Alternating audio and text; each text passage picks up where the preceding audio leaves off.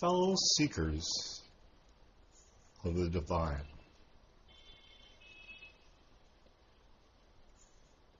what is the divine that we are seeking? One way of expressing it is to say that it is the undivided, that which is one, whole. But the real thing that we are seeking is to recognize our oneness with that we are that.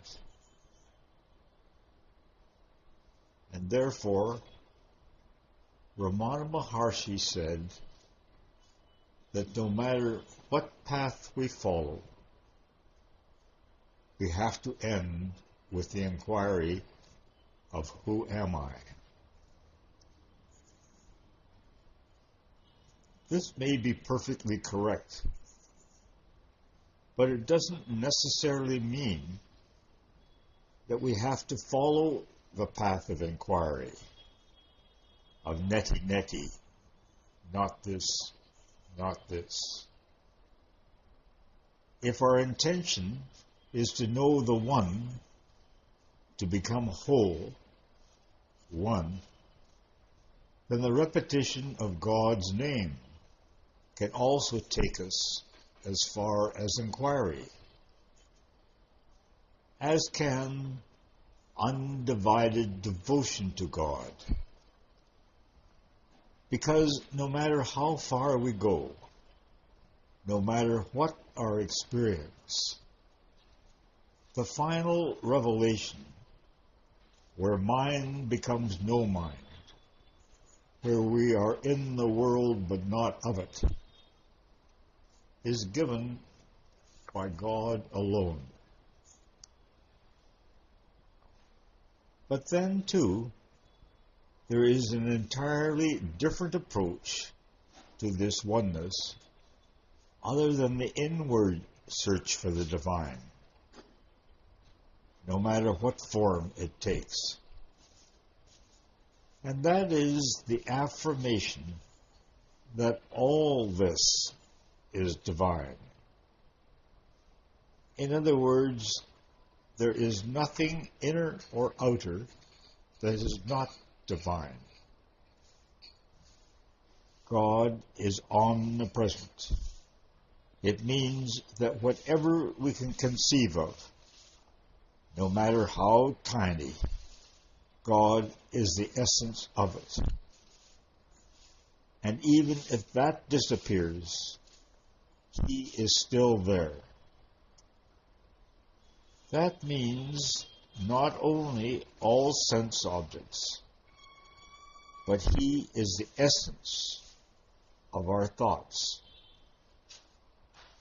Whatever a thought or an emotion is made up of, the divine is present there. As Puja Swami Chitanandaji often reminded us of at Navaratri, the divine is all energy. It is the power by which we hear and speak and think, as well as the power we see everywhere in nature. The divine is also all-knowing, all knowledge.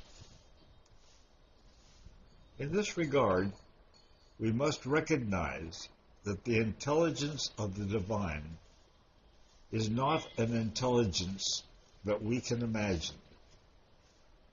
We can see that intelligence working in all of nature, in our own body, and in our thinking process. But our thinking process itself can have no conception of what that divine intelligence could be.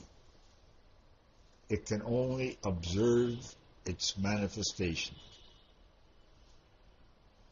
Therefore, with great humility, we can constantly affirm that all this is divine. And again, this objective sadhana can be done if the interest is there through repetition of God's name, through devotion to the divine in all these names and forms, or by the path of inquiry. The ultimate purpose is to lead us to the point where our being is so refined that it can be infilled with the final experience.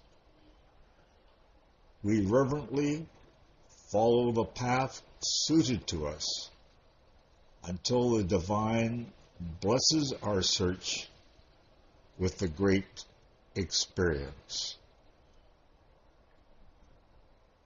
Hari Om Tat Sat.